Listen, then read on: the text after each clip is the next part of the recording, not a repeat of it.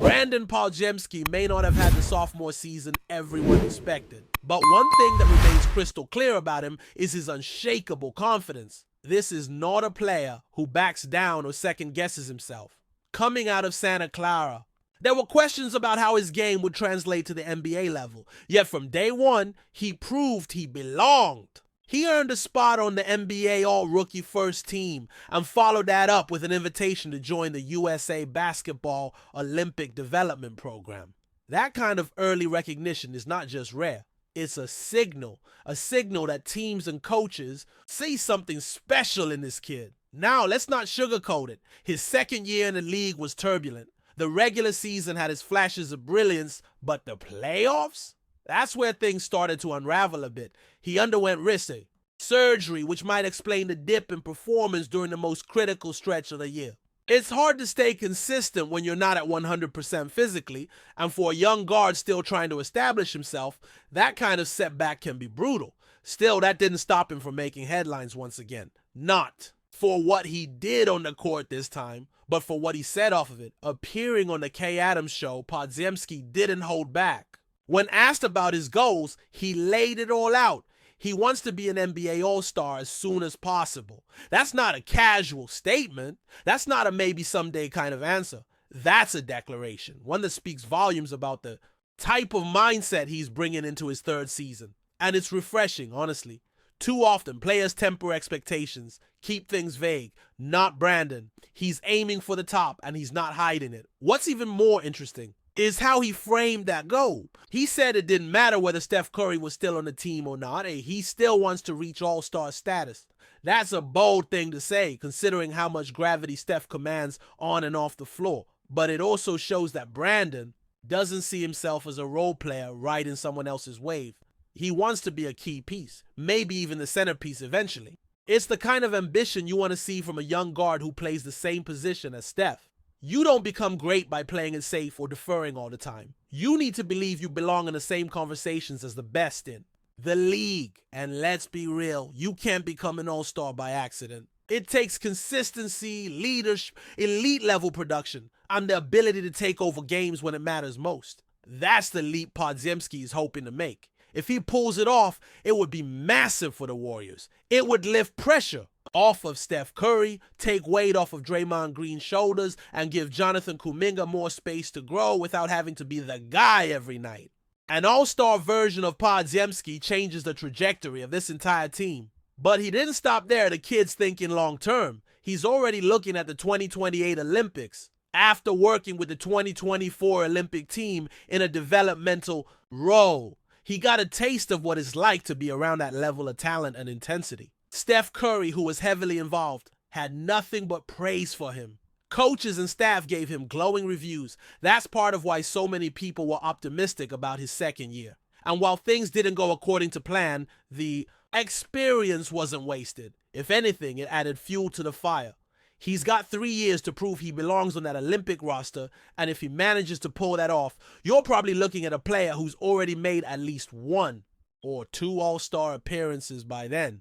Now making the Olympic team isn't just about talent, it's about standing out among the elite. Think about the names in contention. Jalen Brunson, Tyrese Halliburton, Jason Tatum, and possibly even Kyrie Irving if he decides to go for it.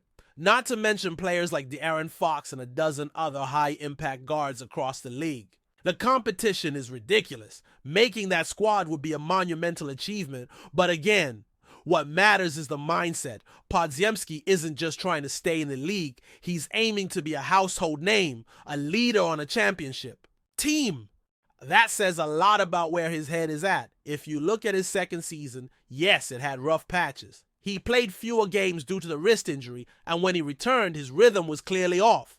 There were games where his shooting just wasn't there. Going 0 for 5 from deep, struggling to finish around the rim, looking hesitant at times. But in the back half of the season, especially once he got more comfortable physically, the flashes came back. His confidence started to return, and his shooting percentages crept back up to respectable levels. It wasn't a full redemption arc, but it was enough to show that he hadn't lost his spark. Statistically, it was a mixed bag.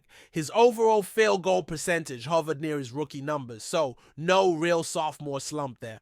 His three-point shooting dipped slightly, but his points per game went up by about 3, which is significant. Rebounds and assists were down, but not drastically. One area where he really improved was free throw shooting, which is crucial for a player who relies so much on rhythm and confidence. The volume of shots stayed consistent, but he took more threes, showing a willingness to stretch the floor more aggressively, even if the results weren't always there. In the playoffs, though, the struggles resurfaced. Against the Timberwolves, after Steph got hurt in Game 1, the team desperately needed someone to step up. Podziemski didn't deliver right away, scoring just 3 points in that game. He bounced back later in the series with a strong performance, including a 28-point closeout game where he hit 4 of 6 from beyond the arc. But those moments were more the exception than the rule. Consistency just wasn't there. Then came the series against Houston. He had one great game, 26 points, and managed to hit double digits in 3 others. But the Warriors needed more. When you look around the league and see what other young cores are doing, like the Pacers with Halliburton and Siakam and Turner, or OKC with Shea, Chet, and Jalen Williams, it's clear the Warriors are missing that third or fourth consistent scoring threat. Podziemski was supposed to help fill that void, and while he had moments, he didn't fully seize the opportunity. Not yet, at least. Even Steve Kerr acknowledged the mental battle Podziemski went through. He mentioned how hard it is for young players to maintain confidence during the playoffs, when every miss feels magnified and the pressure becomes suffocating. It's something Kerr experienced himself as a player. He talked about how important it is to go through that fire, to learn what it feels like to be the target, to have your weaknesses exposed. And in that sense, this playoff run may end up being the most valuable experience of Podziemski's career so far. Brandon Podziemski didn't just walk through the fire. He came out of it knowing what it takes to stay in the league and eventually thrive. That final game of the playoffs, when he finally looked like himself again, hitting 4 of 6 from beyond the arc and scoring 28 points, wasn't just a stat-padding performance. It was a response, a statement, a reminder that despite everything, the surgery, the missed shots, the inconsistency, he still has the potential to be a difference maker. And that's exactly what the Warriors need as they enter a pivotal stretch in their franchise timeline. The Warriors are in a transitional era, plain and simple. Steph Curry is still elite, but he's not getting younger. Draymond Green is the heart and soul, but he's also past his physical prime. Klay Thompson's role has diminished, and his future with the team is uncertain. This is not the same team that won titles in 2015, 2017, or 2018. This is a squad searching for its next generation of leaders, scorers, and defensive anchors. And right in the middle of that search is Brandon Podziemski, a player with the guts to say, I want to be that guy.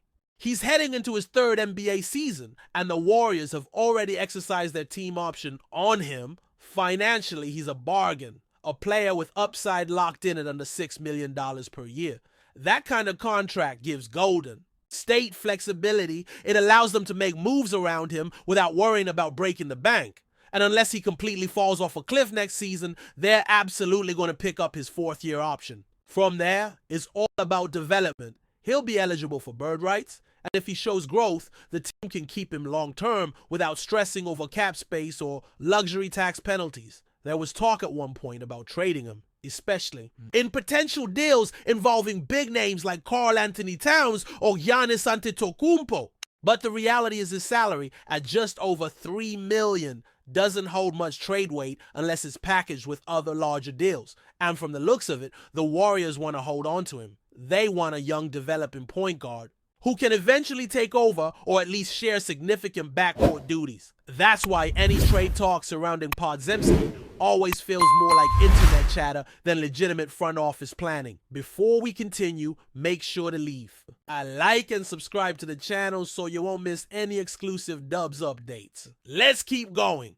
In what could be one of the most sensational offseason moves in recent NBA memory, murmurs are growing louder around the league. SHAI Gilgeous-Alexander might be leaving Oklahoma City to join the Golden State Warriors in 2026. While no official statement has been made by the player, the Thunder organization, or the Warriors front office, the basketball world is buzzing with speculation that SGA could be the next major superstar to make a seismic move in the Western Conference. Sources close to the situation have hinted at growing frustration within Oklahoma City's camp. Despite a young, talented core and promising playoff appearances, there's talk that Gilgeous-Alexander is seeking a bigger stage, one that aligns more immediately with championship contention. The Warriors, with their championship pedigree and a roster possibly entering its next era, are reportedly exploring all options to remain in the title conversation. Adding a dynamic two-way guard like SGA would certainly fit that ambition. Insiders have noted increased interaction between representatives from Golden State and Gilgeous-Alexander's camp over the past few months.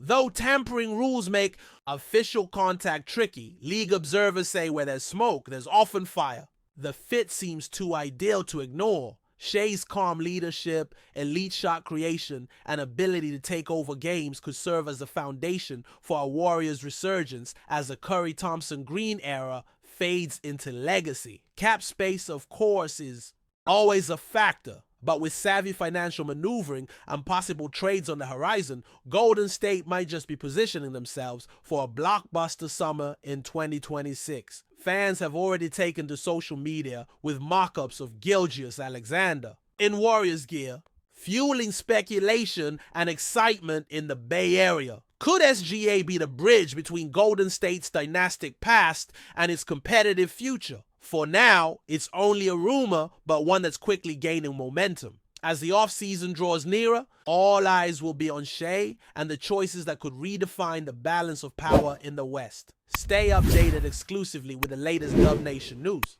Subscribe to our channel and hit the like button to keep getting daily updates on the Warriors.